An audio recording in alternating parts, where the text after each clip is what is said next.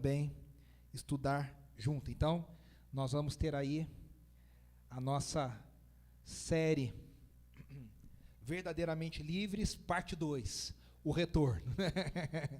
Não é filme, mas a gente vai retomar aí a série sobre a verdadeira liberdade, recuperando o poder do Evangelho. E a gente, só para lembrar rapidamente, né, lembrando que todo esse material está disponível, tanto no Spotify quanto no nosso YouTube.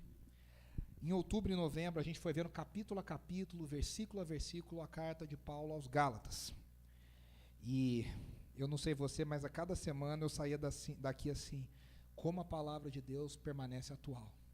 Né? Como que a palavra de Deus permanece atual nos vários desafios.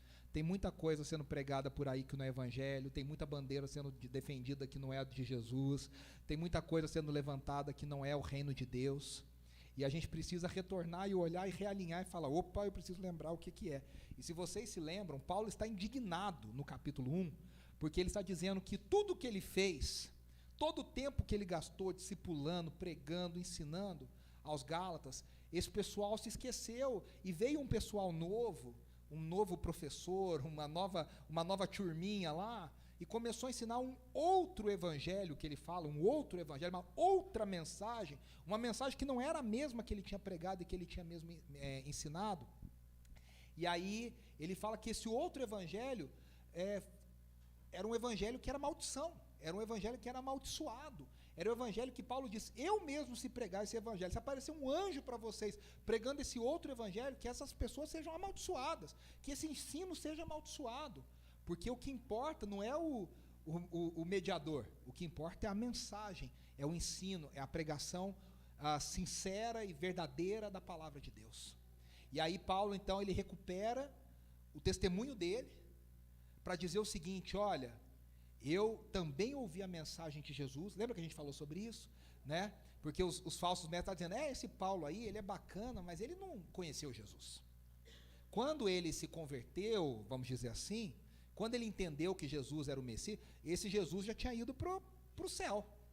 Ele não andou com Jesus que nem Pedro, que nem Tiago, que nem João. E aí Paulo fala assim, não, eu ouvi o evangelho da mesma forma que meus irmãos ouviram. Eu também ouvi o evangelho de Jesus Cristo. Eu também fui atingido diretamente por ele a caminho de Damasco. Eu também o vi. E aí fica uma coisa meio misteriosa, porque Paulo diz que ele aprendeu o evangelho durante um tempo do próprio Cristo. E a gente não sabe como, mas Paulo diz que ele aprendeu esse evangelho diretamente de Jesus. E aí, é interessante que depois Paulo fala que ele foi para Jerusalém, e ele estava em unidade com os apóstolos de Jerusalém, ele estava andando junto, e aí de repente ele vem no capítulo 2 e fala, mas veja só, eu estou andando junto, mas eu sou independente. Eu também tenho uma própria independência com relação a essa mensagem, para dizer o seguinte, eu não sou menor que ninguém. Paulo não está se defendendo, lembre-se disso. Paulo está defendendo a mensagem que ele está pregando. Porque se Paulo fosse um apóstolo menor, a gente fala de profetas maiores e profetas menores, não é de grau de importância, é o tamanho do livro, o tamanho da contribuição, enfim. Paulo, se fosse um apóstolo menor, o evangelho que ele pregava também era um evangelho menor. Então Paulo precisa se defender para defender, na verdade, o evangelho que ele está pregando. E aí, a gente viu no capítulo 3 que Paulo começa a mostrar que a resposta não era voltar à lei, porque o que esses judaizantes estavam ensinando? Muito legal essa mensagem de Jesus, esse Jesus é muito bacana, esse Jesus é muito especial, ele é o Messias, só que é o seguinte, vocês têm que voltar para, além de crer em Jesus, vocês têm que praticar as coisas que Moisés mandou para nós, que a gente, como judeu, pratica. Só que isso ele não está falando para judeus, ele está falando para um povo completamente estranho à cultura judaica. Ele está falando para pessoas que são de outras culturas, de culturas gregas, de culturas helênicas, de outro background, de outro passado, e esses caras estão dizendo o seguinte, lindo, maravilhoso, mas vocês precisam agora acrescentar algo ao evangelho. Crer é o primeiro passo, muito bom, vocês estão crendo em Jesus, mas agora vocês precisam obedecer à lei. Então vocês precisam guardar o sábado, vocês precisam guardar a dieta de restrição, que a gente chama de kosher, né? A dieta de restrição judaica, vocês precisam observar as festas judaicas, vocês precisam voltar a um monte de regras e leis. Gente, isso não está longe dos nossos dias. Isso aqui que eu estou falando está muito longe dos nossos dias.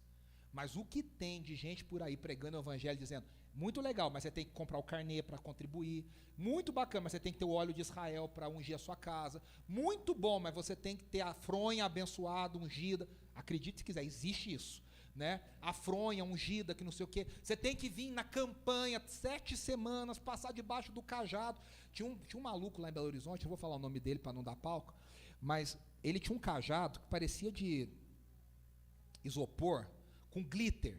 Aquilo devia soltar um glitter que ficava uma semana na cabeça da pessoa, aquele glitter, que a pessoa toma banho e não sai, sabe quando fica? E a pessoa tinha que ir lá para ele bater o cajado na cabeça da pessoa. 7 semanas a pessoa tinha que ir lá para ele bater o cajado com glitter. E ele falava que era o cajado de Elias. E ele não falava que ele era ele falava que ele tinha recebido de um anjo o cajado de Elias. Eu falo, gente, mas a pessoa não vê nem que é um cajado mal feito de isopor com glitter, a pessoa não percebe, né? Mas tem que ir lá, tem que pular o Rio Jordão, e aí você passa no túnel de não sei quantos pastores, e você tem que fazer isso, fazer aquilo. São coisas que é igualzinho o que acontecia aqui em Gálatas. São pessoas que estão acrescentando coisas ao Evangelho de Jesus. Jesus é muito bom, mas você precisa contribuir, dar uma contribuída para o Evangelho te salvar. Então, e geralmente essas coisas custam. Veja que quase nada é de graça, né? Geralmente custa. E não custa barato. Então essas coisas continuam acontecendo. Essas coisas continuam acontecendo hoje. Olha, muito bom, muito legal, mas você tem que vir na escola dominical. Olha, muito legal, mas você tem que ler a Bíblia toda em um ano. Você tem que fazer. São coisas lindas e ótimas. Ler a Bíblia em um ano é maravilhoso. Você contribuir para o reino de Deus é maravilhoso. Você em reunião de oração é maravilhoso. Mas isso não pode ser colocado como um acréscimo necessário para a salvação. Você vai ser salvo se fizer. Você vai ser salvo se você contribuir. Você vai ser salvo se você for em tantos cultos por ano. E a gente acaba acreditando nessas coisas. E o evangelho vai sendo distorcido. E aí no capítulo 3, Paulo pega esse pessoal e fala assim, tá bom. Só que é o seguinte, a promessa dada a Abraão, ela é anterior à lei dada a Moisés. Quem que é maior? Moisés ou Abraão? E aí um judeu fica no caminho sem saída, porque ele vai falar que é Abraão. Porque Abraão a gente até canta isso como criança, né? Abraão tem muitos filhos ele tem. Quem que é o maior de todos? É Abraão, é o pai Abraão. E aí o judeu é obrigado a responder, Abraão é maior do que Moisés. Sabe quando criança tem que responder as coisas que não quer, responde assim no canto da boca, né? Eu imagino um judaizante lá, Paulo falando, essa conversa não aconteceu, mas se tivesse acontecido, Paulo perguntando, quem que é maior? Abraão ou Moisés? E o cara, né, sai aqui pelo cantinho da boca com uma vontade. Porque os judeus são apegados à lei de Moisés, ao que Moisés fez. Moisés é um personagem grandiosíssimo na história de Israel. Mas Paulo diz, quem veio primeiro foi Abraão. E Abraão não recebeu a lei. Abraão recebeu uma promessa de que ele seria pai de inúmeros filhos, um cara velho, casado com uma mulher velha, que provavelmente era estéril, além de ser velha, não teve filho mais nova, porque não podia gerar, e que ele abençoaria muitas nações, todas as nações da terra, através dos filhos que ele não tinha nenhum. Olha que loucura. Moisés recebe a lei. E aí, Paulo diz, ambas as coisas, a promessa e a lei, não são dois deuses. Não são coisas diferentes. Deus cansa, fala, tá bom, cansei, agora vou dar a lei. Não. Paulo está dizendo, é o mesmo Deus, mas são momentos diferentes da história da redenção. E aí ele faz uma explicação muito bonita, porque ele diz que a promessa a Abraão foi feita à sua semente. E aí ele vai lá no hebraico e fala, veja, semente não está no plural, semente está no singular, semente é uma só. E aí ele diz, essa semente é Jesus Cristo. O cumprimento da promessa a Abraão não é Isaac. O cumprimento da promessa a Abraão, o cumprimento final, a gente sempre fala isso, né? Na Bíblia tem vários cumprimentos. É que nem quando você olha uma cadeia de montanhas assim, tem um monte mais na frente, tem aquele monte mais lá atrás. Mas quando você olha de uma certa distância, é tudo a mesma coisa. É assim que as profecias muitas vezes vêm. Isaac foi o cumprimento aqui, mas lá no fundo, lá no horizonte, como cantaria o Roberto Carlos, além do horizonte, tinha, não aguento, Beth, lá além do horizonte, tinha o cumprimento em Jesus. E aí Paulo diz, Jesus é o cumprimento a Abraão. Por isso que os gentios são ligados à família de Abraão pela fé. E aí Paulo, a pergunta que fica, então a lei é desnecessária? E aí Paulo fala, não. A lei ela teve um papel. Qual foi o papel da lei? Ele diz, o papel da lei foi como nos guiar até Cristo. A lei nos entregou a Cristo e falou, daqui para frente, tchau, agora é com Ele. Ele usa a palavra tutor, a lei foi nosso tutor.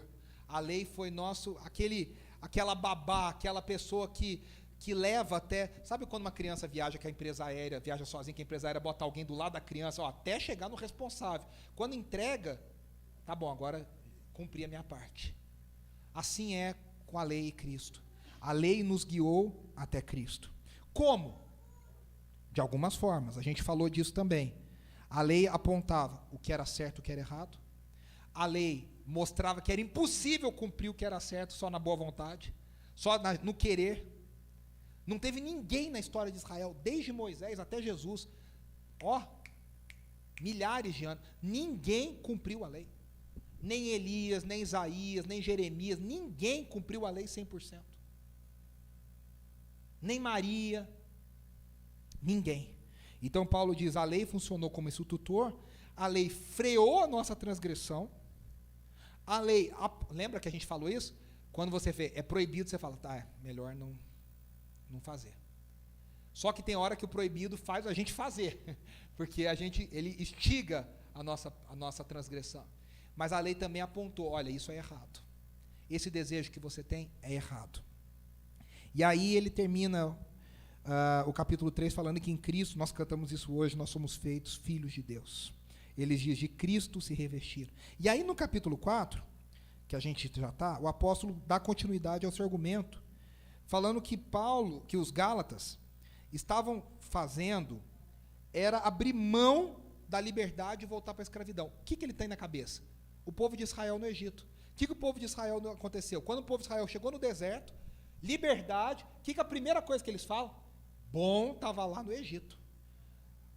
É uma coisa louca, maluca. O Egito não é um resort que ele estava. Não era Punta Cana que ele estava. Não estava na piscina com uma boia, com um garçom trazendo drink. Eles estavam debaixo de chicote, debaixo de sol, trabalhando, sendo maltratados, passando fome. E aí eles são libertados por Deus, e aí na primeira provação, eles falam, mas a gente estava melhor lá no Egito. Paulo está dizendo, não é loucura que os nossos pais fizeram? Vocês estão fazendo a mesmíssima coisa. Vocês foram colocados em liberdade, e agora vocês querem voltar para a escravidão. Vocês querem voltar como escravo, viver como escravo. O povo de Israel diz, mas lá no Egito, como escravo, a gente tinha certeza que não faltava nada. E tem muita gente que pensa assim, é melhor viver como escravo, tendo um pouquinho, mas tendo, do que viver como filho e ter responsabilidade demais. Eu não estou pronto para essa responsabilidade. E aí Paulo ensina uma coisa, a gente falou isso na nossa última mensagem lá em novembro, que a lei, ela produz crianças espirituais. Porque a lei é pode, não pode, faça, não faça, é isso, não é aquilo. E cá entre nós, a gente adora uma leizinha para seguir. Gente, as caixas de Instagram estão aí para provar isso para as pessoas. Você vai aí nos gurus evangélicos aí, que não sei se são pastores, todos, mas se chamam de pastores, no Instagram, abre caixa de pergunta. O que é? Pastor, pode ir na praia, não sei o que lá. Pastor, pode fazer... Esses dias perguntaram, pastor, eu posso fazer churrasco com amigos que não são cristãos? Pastor, eu posso ouvir... perguntando pode ou não pode, e o maluco fica lá o dia inteiro respondendo para as pessoas, pode, não pode, pode, não pode, pode, não pode, pode, não pode. O que é isso? Um bando de criança espiritual que não tem um mínimo de discernimento para pensar por si mesma se pode ou não pode, se faz ou se não faz, se deve ou se não deve. Por quê? Porque a lei cria crianças. Por isso que a lei é uma tutora. Porque quem precisa de um tutor? Criança. Gente incapaz, plenamente, não maduro. A promessa, aí diz Paulo, gera filhos maduros. Por quê? Porque esses filhos maduros se parecem com Jesus, que é o filho mais velho. Então, o argumento de Paulo todo é esse aqui. E aí, lá no finalzinho da nossa última mensagem, caminhando ali para os versículos 18, 19, 20 de Gálatas 4, Paulo muda o tom e ele fala: meus irmãos, vivam como eu vivo, me imitem. Para dizer o seguinte: olha, eu, que era judeu, deixei de ser judeu para viver com vocês. Deixei de ser judeu, assim, deixou de viver como um judeu para viver como vocês. O que Paulo está mostrando? Um princípio muito interessante. Desde que a mensagem do Evangelho seja preservada, a forma como nós a apresentamos, ela é maleável. Paulo diz: olha, eu me transformei para pregar o Evangelho para vocês, para manter o Evangelho puro para vocês, e vocês estão querendo viver como eu vivia antigamente. Que loucura é essa? Que doideira é essa? Que maluquice é essa? Vocês estão querendo viver num ministério legalista. E aí Paulo fala o seguinte: eu abri mão por amor a vocês e por amor a Cristo. Esses caras judaizantes, eles querem que vocês os sirvam.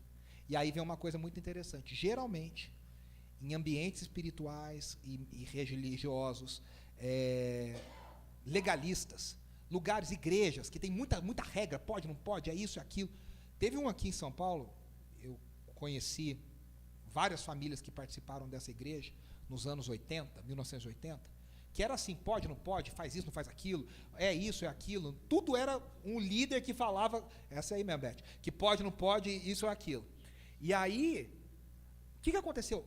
Um estrago em famílias por décadas. Até hoje tem gente que foi estragada por causa desse ambiente, por conta dessa manipulação. Por quê? Porque no fim, no ambiente legalista, o líder procura ser servido.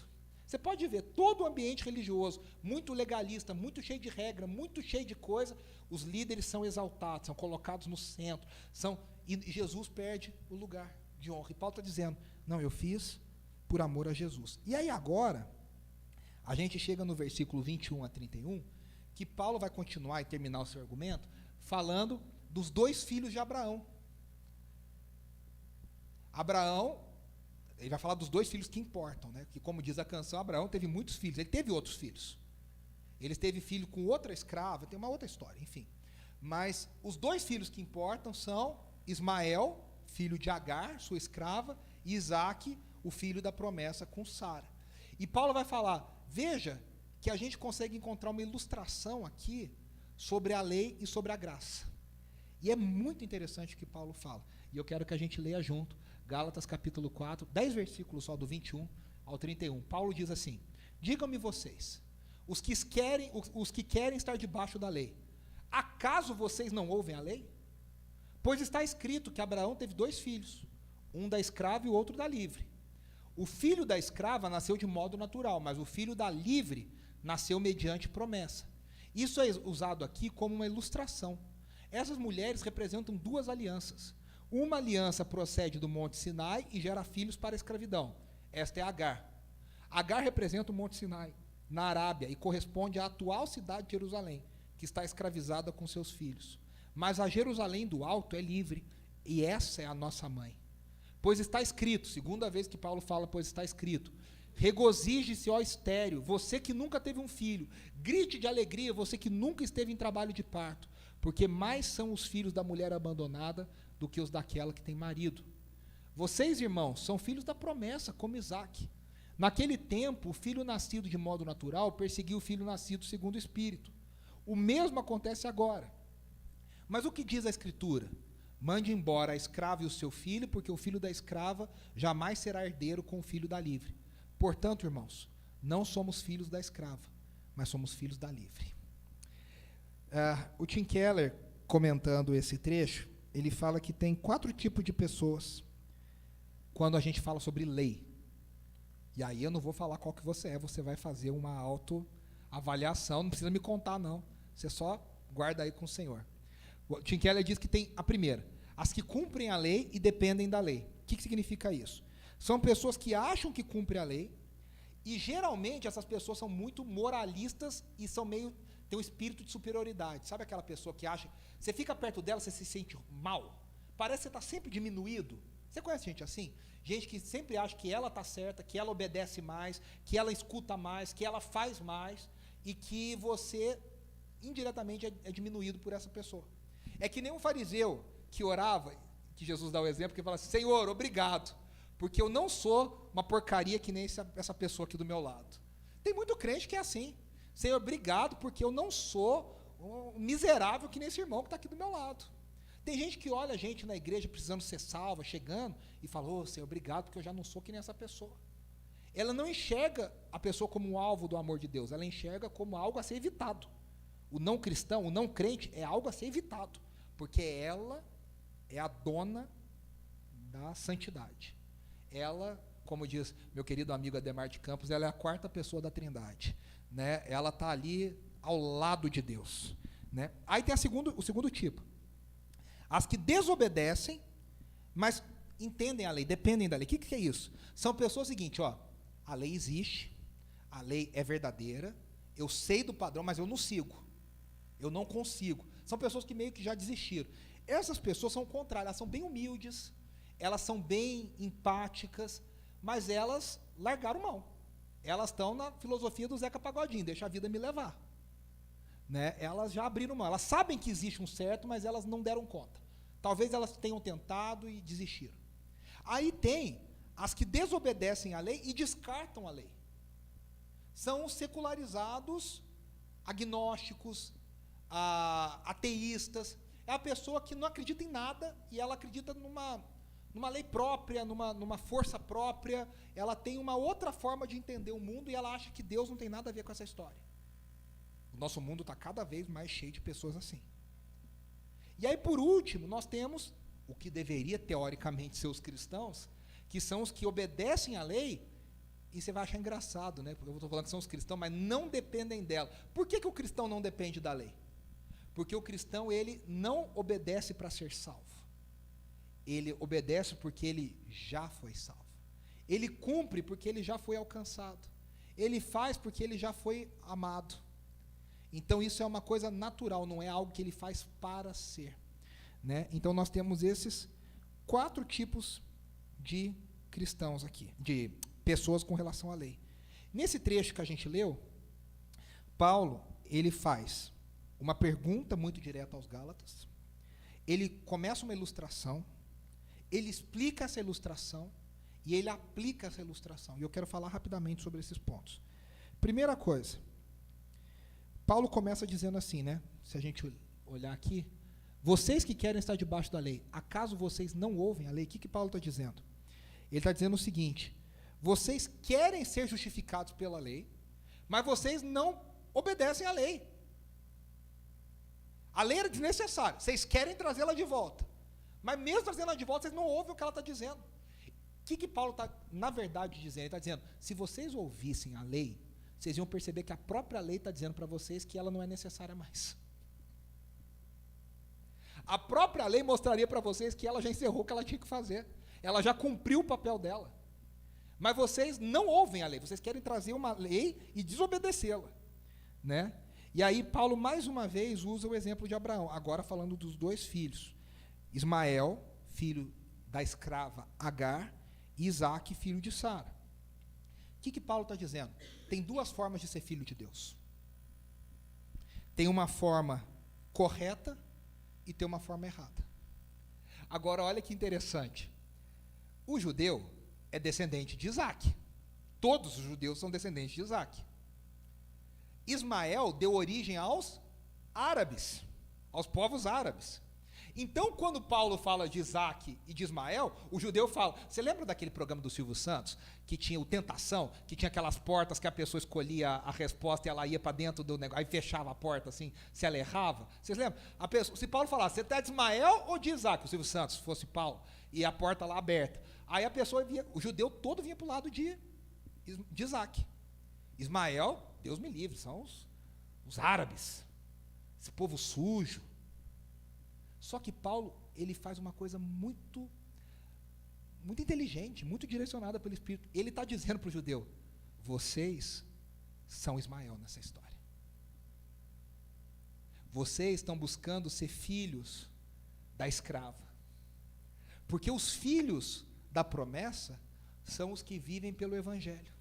São os que entenderam a promessa e se apropriam da promessa. Ele diz, são duas mães diferentes. E aí, nas versões mais antigas, se vocês se lembram de quem já leu muito na atualizada ou na corrigida, aqui fala que o filho nascido pela carne. E aí a NVI traduz corretamente o que Paulo quis dizer. Nasceu de modo natural. O que nasceu de modo natural? Abraão teve uma relação sexual com Agar, e ela, num período fértil, concebeu a uma criança de forma natural. Só que isso, nas nossas versões mais antigas, está pela carne. E Isaac não. Isaac não nasceu de forma natural. Por quê? Porque Sara não podia gerar, ela não tinha mais idade para gerar, e Abraão também já era um homem bem mais velho do que ele era quando ele gerou, 14 anos mais velho do que quando ele gerou Ismael. Então, Isaac foi gerado de uma forma sobrenatural, fazendo até uma relação da forma que Jesus foi gerado. Jesus foi gerado de forma sobrenatural. Não houve relação sexual entre Maria e um anjo. Jesus foi gerado de uma forma sobrenatural no ventre de Maria. Então é isso que Paulo está dizendo. E aí, o que ele está dizendo indiretamente? Todos nós nascemos como Ismael. Todos nós nascemos de forma natural. Só que todos nós nascemos escravos. Todos nós nascemos em pecado. Todos nós nascemos falhos. E aí o que Paulo está dizendo é o seguinte: em algum momento, quando nós aceitamos a Jesus, entendemos a mensagem de Jesus, nós somos transformados por milagre, pelo novo nascimento, nós somos transformados em Isaques. Nós deixamos de ser Ismael e nós passamos a ser Isaque. Nós deixamos de ser o filho da escrava e agora nós somos filhos da promessa. A gente acabou de falar aqui do que o Tim Keller fala. Tem gente que acha que é salva pelas suas próprias obras, pelos seus próprios méritos, pelo que ele deixa de fazer ou pelo que ele faz. É claro que tem coisas que nós podemos fazer. É claro que eu e você devemos obedecer a Deus. É claro que eu e você devemos abrir mão do pecado. É claro que eu e você devemos amar o próximo. Várias coisas. Mas tem coisas que só Deus pode fazer. Você não pode se dar vida. Você não pode se transformar. Você não pode derramar graça sobre a sua vida. Você não pode nascer de novo por você mesmo. Tudo isso foi feito por obra e iniciativa de Deus. Andrés estava falando isso esses dias, com esse serzinho que está fazendo barulho ali atrás, que agora quer engatinhar o tempo inteiro. É muito doido, porque como que a gente cria vida? A gente não cria vida. É muito maluco. O ser humano, com tudo que ele sabe fazer, com tudo que ele conseguiu desenvolver, atingir, acontecer, o ser humano não sabe criar vida. A vida ainda é algo, na sua essência, na sua gênese, criada e dada por Deus. E a gente não consegue prolongar a vida. A gente acabou de ver aí a morte do Pelé, toda essa comoção, tudo, um ícone mundial, com dinheiro à vontade, não consegue prolongar o seu dia. Quando Deus fala acabou, acabou. Já era, já era. Então Paulo está dizendo, nós nascemos Ismael, mas Deus faz algo que só Deus podia fazer. Algo que só Ele podia fazer. E aí Ele nos transforma em Isaque. A salvação deve ser recebida somente pela fé. Não tem nada que eu e você possamos fazer para adquiri-la. É somente pela fé. E aí, Paulo continua aqui, agora falando sobre o filho escravo e o filho livre. E aí ele fala de uma ilustração. Na versão antiga está escrito alegoria. Eu vou falar uma alegoria. O que é uma alegoria? É uma interpretação não literal de uma situação. É claro que Agar não é um Monte Sinai. Não é que ela se transformou num monte e virou um Monte Sinai. Paulo está fazendo uma ilustração em cima de algumas figuras para mostrar um mistério mais profundo. A história da igreja está cheia disso, principalmente na igreja oriental, na igreja ortodoxa grega, a escola chamada de Alexandria. Tem duas escolas de interpretação na história da igreja, Antioquia e Alexandria. A Alexandria é uma escola alegórica. O que esses caras faziam? Eles olhavam para o texto e falavam assim, deve ter algum mistério nesse texto. E aí eles ficavam assim, será que a árvore é árvore mesmo? Será que fulano é fulano mesmo? Tentando achar mistério mais profundo. Tem muitas coisas legais que foram feitas nesse método. Qual que é o problema? É difícil saber o limite. Então, você já deve ter visto, vou dar um exemplo aqui. Não é nem errada, tá? Não acho errado. Mas vou dar um exemplo. A pessoa que fala assim, o pregador que fala assim, Davi pegou 5 pedras para atingir o gigante. A primeira pedra é a pedra da confiança. A segunda pedra é a pedra do não sei do que. Vocês já viram gente que prega assim? Esse tipo de pregação, não está escrito isso na Bíblia. Davi pegou a pedra da confiança, a pedra do não sei do que, pegou 5 pedras. O pregador que faz uma alegoria em cima do texto e fala, essa pedra é a pedra. E aí fala, agora você vai pegar só 5 pedras. E aí todo mundo pega um saquinho com 5 pedras. Vocês já viram esses? Se não viram, vocês estão muito batistas. Vocês têm que rodar um pouco mais para conhecer uns ambientes aí mais reteté. Eu gosto. Então o que acontece? E Paulo faz uma coisa aqui muito interessante, porque quando ele fala de alegoria, ele está pegando os próprios judeus. Porque os judaizantes gostavam de olhar para a lei e alegorizar. Então Paulo fala, eu vou jogar o jogo de vocês. Vocês gostam de alegorizar? Eu vou alegorizar. Eu vou ilustrar. Vocês gostam de ilustrar? Eu vou ilustrar. E aí ele vai para o jogo dos caras e desmonta o argumento dos caras. Paulo era brilhante, além de tudo, dirigido pelo Espírito, então era uma combinação explosiva, né? O que ele faz? Ele fala assim, vamos lá, tem 2 alianças. A primeira fundamentada em Moisés, a segunda fundamentada em Abraão. Na verdade, a primeira em Abraão, a segunda em Moisés. Só que Moisés recebe a lei no Monte Sinai. E aí Paulo fala, essa aqui é como se fosse Agar, a escrava. A segunda aliança é baseada em Abraão, cumprida em Jesus, na promessa de Jesus. Essa aqui é na promessa, é Isaac. E aí, ele fala o seguinte, né? Ele fala, Agar, veja o que ele falou aqui, ó. Agar representa o Monte Sinai na Arábia e corresponde à atual cidade de Jerusalém. Paulo não está dando aula de geografia para os Gálatas. Paulo está dizendo o seguinte, Agar, quando foge, ela foge para a Arábia. Quando Sara bota ela para fora, quando Sara manda ela sair, ela foge para a Arábia. A Arábia é onde está o Monte Sinai. Significa que ele está ligando tudo isso. Olha, Agar, a lei, o Monte Sinai, que corresponde à atual cidade de Jerusalém. O que ele está dizendo? A cidade de Jerusalém, cheia de judeus, crucificou o Messias, matou o Messias, negou o Messias, rejeitou o Messias. Jesus pranteou sobre a cidade de Jerusalém. Ele está dizendo, a promessa não está olhando para essa Jerusalém. A promessa está esperando e olhando para outra Jerusalém. Qual outra Jerusalém? A Jerusalém lá de cima. E aí ele fala, aqui ó, a Jerusalém do alto é livre. E essa é a nossa mãe. Que Jerusalém do alto é essa? Será que é a nova Jerusalém que um dia vai ter rua de ouro, que a gente acha, aí os complexos de grandeza dos crentes que acham que vão morar no Alphaville celestial, nas mansões celestiais, de ouro e tal? Não é essa a nova Jerusalém. Paulo está falando de uma Jerusalém que já é parte do povo de Deus, que já pertence ao povo de Deus, que já é onde o povo de Deus habita hoje. Por isso que a gente canta, quero subir ao Monte Santo de Sião. A gente já sobe o Monte de Sião. A cidade do nosso Deus, seu santo monte. A gente já canta isso o tempo inteiro. Já habitamos, não a Jerusalém terrena. A gente já habita a Jerusalém lá do alto, que é livre.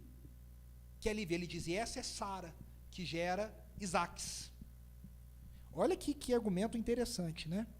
E aí, Paulo vem e faz uma citação, aqui ó, se vocês perceberem, tem aspas. Ele está citando Isaías 54, 1. Ele está citando o profeta Isaías 54. O que acontece com esse texto? Era um texto que os judeus interpretavam. Vamos ler de novo? Regozije-se, ó estéril, você que nunca teve um filho. Grite de alegria, você que nunca esteve em trabalho de parto. Porque mais são os filhos da mulher abandonada do que os daquela que tem marido.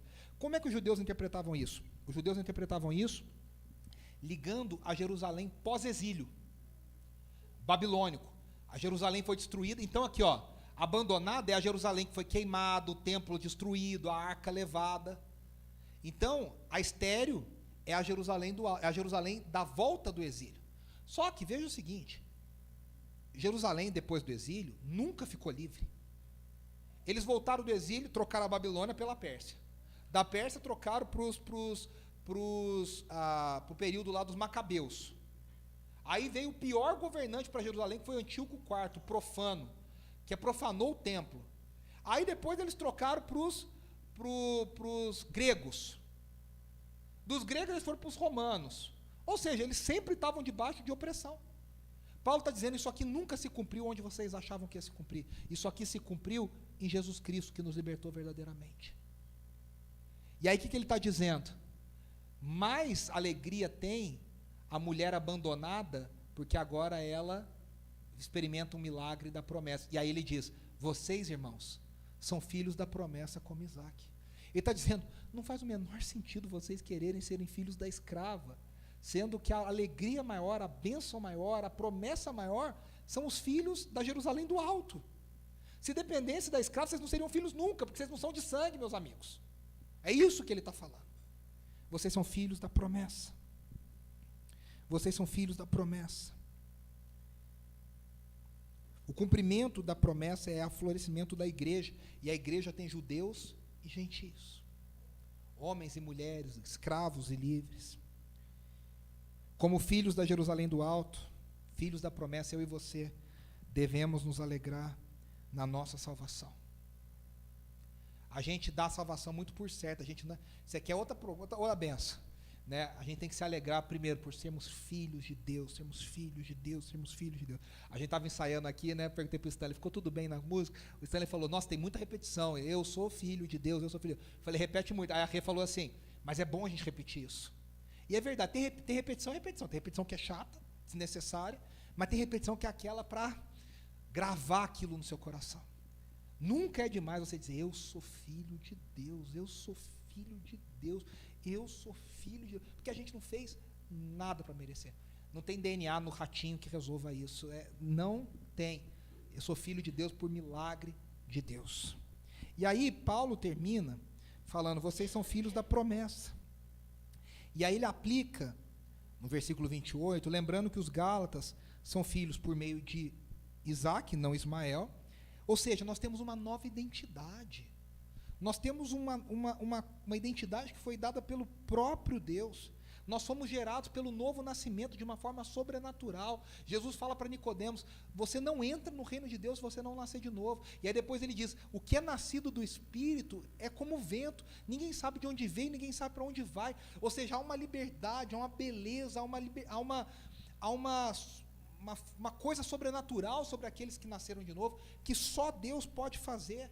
Só os Isaques podem viver em liberdade. Só os Isaques podem viver em liberdade. E eu tenho certeza, se eu perguntar aqui, você quer viver em liberdade ou quer viver em escravidão? Todos nós diríamos, quero viver em liberdade. Então só sendo Isaac. Só experimentando a graça de Deus através do Evangelho. E aí Paulo declara que os Ismaéis, os filhos da escrava, e ele termina aqui, né, ó, naquele tempo, o filho de modo natural perseguia o filho nascido segundo o Espírito. Isso aqui ele está falando de Gênesis 21, que conta que teve uma festa e que Ismael tirava sarro. Hoje a gente falaria, fez um bullying contra Isaac. Diz, não é uma lenda, né, mas os judeus eles têm uma tradição oral.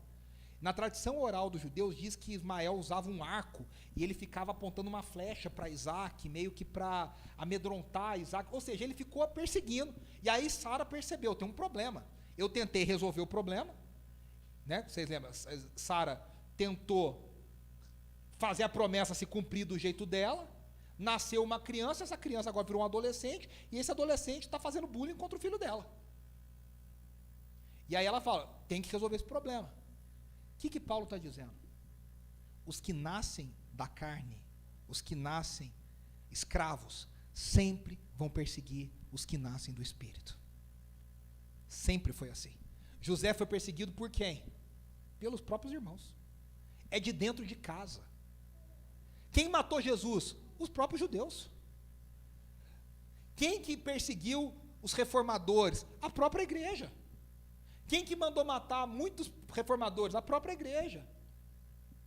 Os legalistas se levantam contra aqueles que estão experimentando a liberdade em Cristo, porque incomoda, porque dói, porque mostra que tem alguma coisa errada. A perseguição muitas vezes não vem de fora, vem de dentro de casa. daqueles que se acham filhos e não são filhos. E aí Paulo está dizendo, só tem uma forma de resolver. Antes de eu falar isso, eu quero só ler uma frase aqui que eu anotei. O Tim Keller que fala isso. O evangelho é mais ameaçador. Guarde isso, hein? O evangelho é mais ameaçador para a gente religiosa do que para a gente não religiosa. Sabe por quê? Porque quem é não religioso, tanto fez como tanto faz. Ele não está nem aí, como vamos falar no português correto, está nem para paçoca, não sabe nem o que está acontecendo. Sabe essas noias de crente, assim, de, ai, será que eu faço? Será que eu... O não crente está nem aí, ele nem sabe que existe, ele nem pensa nisso. A maluquice, a noia, a doideira está na cabeça do crente. Então o que acontece? O evangelho verdadeiro incomoda mais o crente falso, legalista, do que o não crente. Você pode ver quando tem gente que começa a crescer espiritualmente, se manifesta. Todo lugar, todo avivamento, que Deus começou a visitar a gente, e geralmente os avivamentos, a coisa mais linda que eu e você podemos fazer, é estudar, depois da palavra, é estudar a história dos avivamentos. É de cair o queixo, é lindo. Os avivamentos começam com gente pobre, gente humilde, gente esquecida, marginalizada. Não tem um avivamento na igreja que começou assim, na elite, nos ricões, não tem. A Azusa, que deu origem ao movimento pentecostal, começou no meio de negros, esquecidos, marginalizados, pobres, na Rua Azusa, na Califórnia, nos Estados Unidos. E aí, quando Deus começa a operar no meio dessas pessoas, incomoda a elite, incomoda quem está no poder, incomoda o que está acontecendo, o status quo. E aí há uma perseguição. Eu estou escrevendo essa semana para o meu livro sobre o avivamento que aconteceu no meio dos hippies nos anos 60 e 70, chamado de Jesus Movement. A igreja institucionalizada ficou maluca. Esses hippies não vão entrar na nossa igreja. Esses caras fedidos não vão entrar na nossa igreja. Esses caras não conhecem Jesus. E Deus operando, salvando, curando. E os caras batizando gente no rio, batizando gente no mar. Estava nem aí se a igreja abriu, se não abriu. Deus salvando, salvando, salvando, salvando, salvando. Os Ismaéis sempre vão perseguir Isaques. E aí Paulo fala, o que a gente faz? E eu quero encerrar aqui. Paulo diz, não tem outra solução. Só tem uma solução. Manda o Ismael embora. Claro que aqui é uma ilustração. Na história original, é uma injustiça com Agar o que Sara faz. Porque Sara traz o problema e Sara manda embora. E tanto é uma injustiça que Deus faz o quê? Deus cuida de Agar. Deus manda um anjo e Deus cuida de Agar e Deus cuida de Ismael. Tanto que a gente sabe que Ismael chega na vida adulta porque ele casa, tem filhos e, né, gera outras pessoas. Mas aqui para a ilustração, Paulo está dizendo o seguinte, não tem jeito, não tem convivência entre Isaac e Ismael, não tem como negociar. Ah, vamos tentar fazer não tem como negociar. Tem que mandar Ismael embora. Tem que botar para fora. Ah, mas eu que... Tem que botar para fora. O que Paulo está dizendo? Não dá para vocês acolherem o evangelho e ficarem com os judaizantes. Ou eu, ou os judaizantes. Ou vocês ficam com o evangelho, ou vocês ficam com essa outro evangelho aí que vocês estão abraçando. Meus irmãos, em 2023, que a gente se livre da escravidão do legalismo. Não dá para a gente abraçar o evangelho e abraçar o legalismo. Ou é um, é outro. Sara só se livrou do sofrimento dela, se livrando de Agar. E eu já expliquei que no caso ali foi uma injustiça. O texto aqui, mande embora, traz uma ideia de urgência. Urgência. Não dá para deixar para depois. E eu quero só terminar mostrando isso aqui para vocês. Olha, eu fiz eu achei essa tabelinha aqui, achei bem legal. Agar e Sara, uma é escrava, a outra é livre. O filho é Ismael, filho da escravidão. O filho é Isaque, o filho livre. Um é nascido de forma natural, o outro é nascido de forma miraculosa. Um fala do modo de ser religioso, a outra fala do modo de ser da fé. Uma fala do símbolo do nascimento natural, a outra fala do símbolo do novo nascimento. Agar representa a lei e a aliança mosaica, Sara representa o evangelho e a aliança com Abraão. Agar fala da Jerusalém atual, do mundo caído, do mundo em pecado. Sara fala do mundo redimido, da Jerusalém lá de cima. Agar persegue, né? Agar não, né? Ismael. Sara, Isaque, é perseguido. Agar fala de um relacionamento baseado em manter e obedecer à lei. Sara fala de um relacionamento baseado em confiar em Deus. E eu queria que você fechasse seus olhos para a gente orar, para encerrar. E eu queria te fazer 3 perguntas. Paulo termina esse texto no versículo 31 dizendo: portanto, irmãos, não somos filhos da escrava, mas da livre. Por que a gente ainda se mantém preso a legalismos que nos tornam escravos? E aí você tem que responder para você mesmo. O que te impede de viver como filho da promessa? O que Ismael que está te prendendo, que Ismael que está te perseguindo, o que está te amarrando? Como Paulo acabou de dizer, nós não somos filhos escravos, mas nascemos em Cristo para a liberdade. Vivamos em liberdade. Vivamos em liberdade. Vivamos na maturidade espiritual de Cristo Jesus. Vivamos o Evangelho de Jesus, que é assustador. A lei é menos assustadora. A lei a gente controla mais. A lei a gente domina. O Evangelho nos domina. O Evangelho nos controla. A gente perde o controle totalmente. Senhor, que a gente aprenda com Paulo nessa lição tão preciosa, a vivermos como Isaac e não vivermos como Ismael. Quantas vezes a gente quer colocar regras, quer colocar leis, quer colocar coisas para complementar a nossa salvação? Quantas vezes a gente inventa tanta coisa achando que é impossível ser justificado somente pela graça? E aí a gente quer ter domínio, a gente quer ter controle, a gente quer trazer para nós. Tem misericórdia de nós, ajuda-nos a viver como os Isaac. Ajuda-nos a viver livres, ajuda a viver em maturidade, ajuda-nos a viver por fé, ajuda-nos a viver entendendo aquilo que o Senhor quer fazer nas nossas vidas.